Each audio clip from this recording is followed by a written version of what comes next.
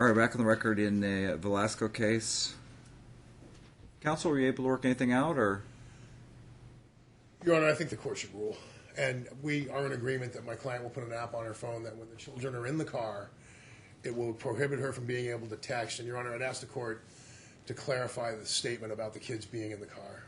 I will. I know you asked me to do that.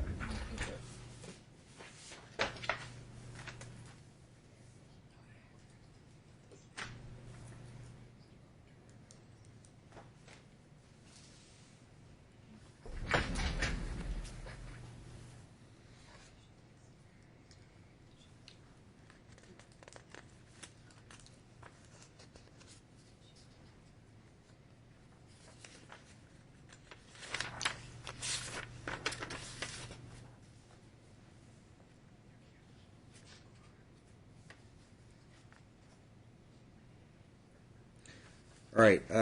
What Mr. Schneider has asked me to do, and if I apologize to Ms. Velasco if there was any misunderstanding or me misreading from the report, but the highlight that I had, and I believe that I was reading from when I made the statement, and I will quote it. Quote: This is an entry on September 9th of 2016,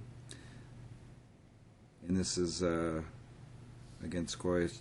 She is not sure how often she drinks, but she thinks it's every day, period. She stated she knows when her mom is drinking because she will squint her eyes and maybe lose her balance. Next paragraph. Sequoia stated sometimes she's afraid to drive with her mother in the car because she is, in the car, not because she is drunk, but because she will look at her cell phone while she is driving.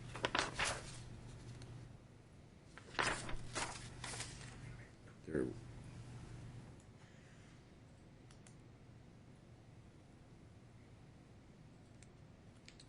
The statement from the Sun, this is an entry on September 12th of 2016. Quote, he stated he does not believe he has ever been in the car when she's drinking. Then he goes on to say it's, quote, she usually drinks during the day because she works at night.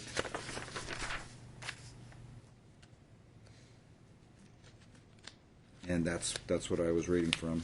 And then, unless I read from the police report.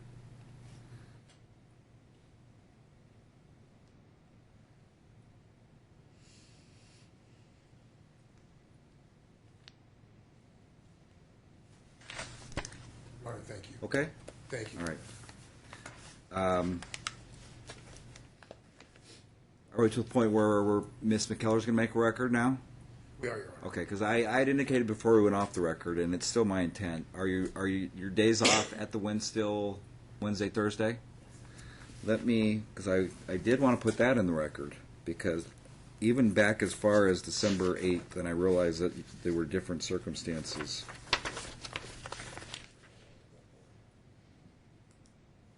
In fact, I'll just go to the summary. It's on the summary page. Quote, both children stated they'd like to reside with their father Sunday through Wednesday. They expressed some concern about their mother's boyfriend, Justin. So, is it Wednesday, Thursday that you're off? Yes. Okay. Obviously, they're in school on Wednesday. I mean, if they were off for like an admin day or something, then you could have them during that time. But it will be considered your time from 9 a.m. on Wednesday until you drop them off to school. What time does school start? My son starts at 7. My daughter starts at 7:40. You can get them to school on time? Oh, of course. Yeah, okay. So, and then, and again, this is still a temporary order, so we can get the evaluation done. And then it would be until Friday morning when you drop them off to school. When you drop them off to school, from that point forward, then it's back to being considered his time, if that makes sense. And for the record, Your Honor, we would like to request, should that be the court's order of visitation, Wednesday, Thursday, that for the first couple of visits, due to the concerns that the children have brought up to my client, that there be some sort of supervisor providing.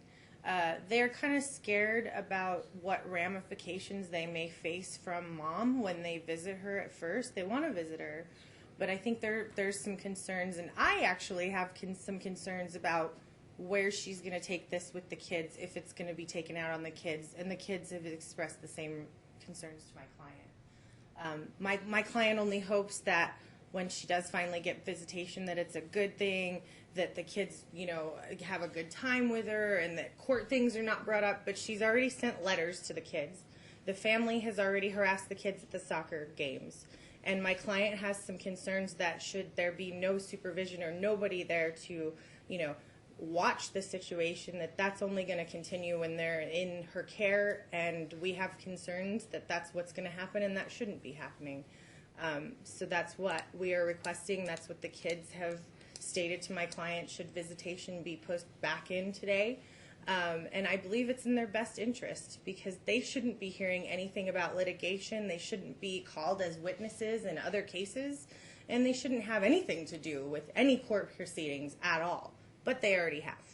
So that's what our request is today, should the court reestablish a visitation schedule for the plaintiff. And I don't think that that's an unreasonable request at all.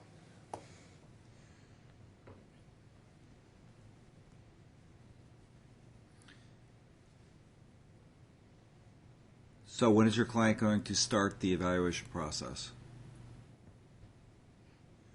Immediately. I need it immediately, because here's the thing. I'll make the visitation effective starting next week, which means he has the right to contact the evaluator, which he's got to as part of the process anyway. And if the evaluator has enough concerns, just like Ms. Schwartz, and sends a letter to this court saying that maybe we need to do it this way or that way, I can assure you we'll be back on yet another emergency hearing. Your Honor. Your client could be the first one in there. She can make an appointment tomorrow. That's fine. We'll make that happen. My client's gone 121 days of today without seeing her children. She'd like to pick them up from school tomorrow. Before she picks them up from school, she'll get to the evaluator, whoever. I guess it's going to have to be Gosnell, Your Honor, unless we find somebody else. But I want the court to be aware that Claudia Schwartz came back and told my client she was going to charge $8,000 for this evaluation, and Gosnell told my client it was going to be $4,500. So these women are now charging more than they said that they were going to. Okay, so I just want you to know that. Wait, Ms. Schwartz, that number hasn't changed, but the problem I have is he's already paid his $4,000 of a situation that he didn't cause. Right. So, and you're telling me that Claudia Gosnell was going to charge $3,500, correct? I am getting this from your client. Let me adamantly clear. I did not call her. I did not get her rates. I don't know that she knows what she's getting her foot into. She may take a look at this, and her rates may vastly increase back to something similar to Ms. Schwartz. My client's telling me she said $4,500. And, Your Honor, there is another issue I'd like to bring up, and that is Justin Day has been the focus of this entire case. And on her side. Yeah. And he hangs out with him now. They're best friends. I want this court to order that these happens children, all the time. These children are not to be around this man ever. I want this court to order that neither parent should expose these children to Justin Day. They have brothers and sisters together, like that, and she called the kids in that case as witnesses. My client has custody of DJ, and JD, and I'm sorry, and she can see, and they can spend time with him when they're at my client's home. They will be able to visit. But Justin Day, these two children should not be exposed because apparently they're alleging, or someone's alleging domestic violence. These children should not be exposed to Justin Day at my house or her house or his house. I have no authority whatsoever to issue orders against Justin Day. No, they're orders that the parents not expose the children to Justin Day. Both parents. Oh, you already ordered that way before. If it's that was before she moved him in. It's already been in order, then it's already in order. I ask that you reiterate that order today, and I'll reduce it to writing. I don't think the court has any jurisdiction I to don't say either. who my client hangs out with. Your Honor, you don't. You have jurisdiction to say who the kids are exposed to. The kids no have question siblings. about that. The kids have Your siblings. client is the one who continued to expose the kids to her and made misrepresentations to me about what their relationship was. Now those two are hanging out together, and the kids are still there. It's kind of funny how that works out. And I'm asking the court Kind of to the stop double-edged it. sword type of thing. And I'm asking the court And I to don't think stop I have the jurisdiction to say that at this point. You certainly have jurisdiction over the kids and the parents. And you can That hold I them do. in contempt for doing that. Well, I didn't get a motion for an order to show cause on contempt. I don't know what contempt there is. And There's my either. client does I'm request not that if we're asking going for to an do the OSC. I'm saying I visitation could schedule, file an OSC. if we do the visitation schedule, that it start next week so that he You know, can we're have back a to chance to discuss with the Ms. children. Gosnell wants to make that recommendation. I'll surely sign off on it. Thank you. But I We'll take it really up have no reason. with Claudia Gosnell, Judge. But I am Donna Gosnell, Going not to Claudia. Yeah.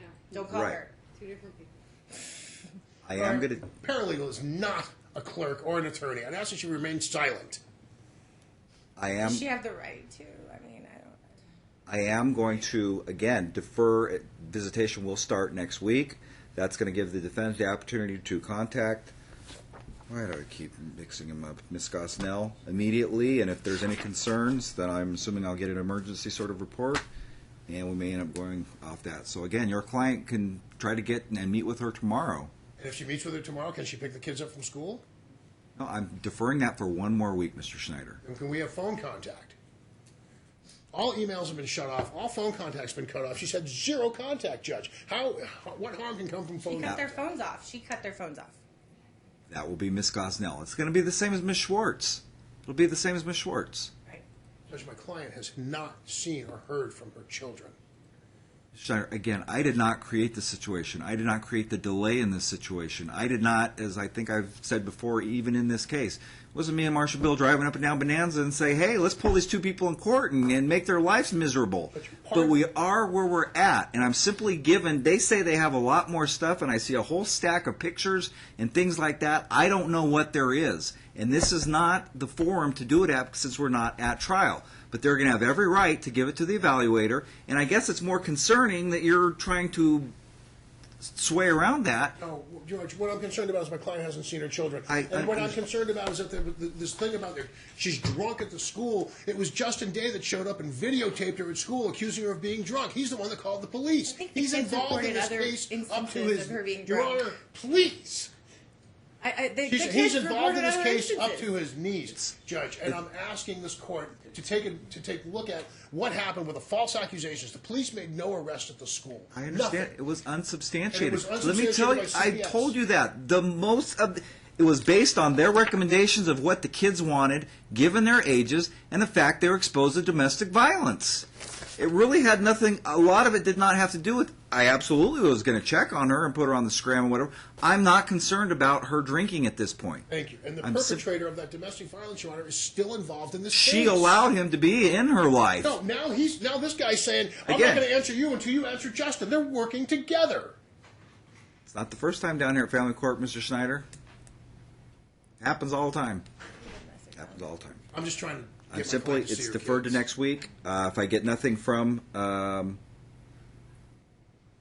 Ms. Gosnell, then she can pick them up from school on Wednesday. Okay? If you need you probably want to get an order just in case. I'll prepare the order, Your Honor. All right. Oh yeah. What if actually, she you know, my doesn't? paralegal I'm going broke to that. ask because I'm here right now. What if she doesn't contact Gosnell? What if Gosnell is not contacted and nothing happens? What are we supposed to do then?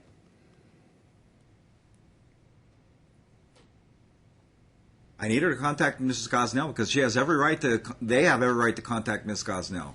I'm making this contingent on your client's representation. She's going to do it, quote, immediately. Yes, Your Honor.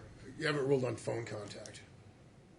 I'm sorry? You haven't, I asked I for phone- absolutely did. Ms. Gosnell can make that determination. She can make it as soon as tomorrow. If your client goes and pays the initial fees, gives her side of the story, and says, do you see any reason why not? I'm certain your client will abide by that, correct? You know, she had phone contact. She paid for the cell phone. She turned them off, and then my client had to buy new ones. So that's how it went. So that's the determination. Your Honor, we'll do it. We'll get some recommendations from Ms. Gosnell, and if she does she have authority to expand visitation if she cares to? If she makes that recommendation, Thank you, Your Honor. all right? Thank you, Your Honor. But again, she needs to have that in place before next week. There needs to be some sort of investigation into it by Ms. Gosnell, because if she hasn't gone forward with anything, I'll delay it another week. I need him to have the opportunity to meet with Gosnell and express his concerns and show whatever he's got. I'm with you, Judge. I get it. Thank you, Your Honor. Appreciate your diligence. And so I guess we need a return date. We'll try for 90 days, Madam Clerk.